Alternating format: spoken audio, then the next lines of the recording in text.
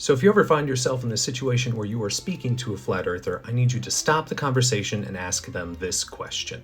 What is 1 times 1? Allow me to explain. I engage in the fruitless bad habit of talking to flat earthers online. So recently I changed up my tactic to understand their basic understanding of anything. So I started asking them simpler and simpler and simpler and simpler questions. And I couldn't get them to answer any of these questions. So with complete doubt about any of their mathematical capabilities, I finally asked them this. Does 1 times 1 equal 1? And here are the highlights from that conversation. 1 medical symbol 1? It's an asterisk, but okay. Your everything is 666 math? Nope, that's incorrect. This is a fun one. 1 star 1 is bullcrap that gives you nothing to work around it. Post something that makes sense to work around you wasting our time to work around bullcrap and jump to say we stupid, yet you post senseless crap. And after a long conversation, we finally got him to admit to this.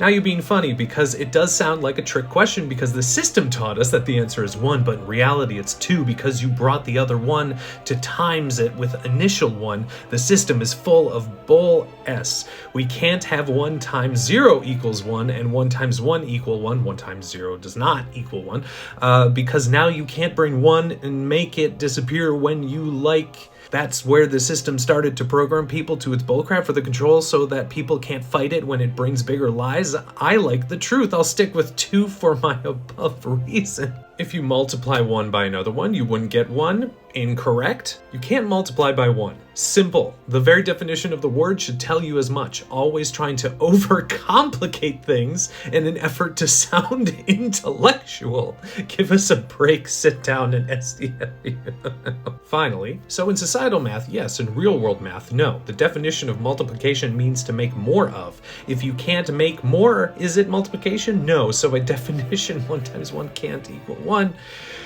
That is not true. Multiplication does not mean to make more of something.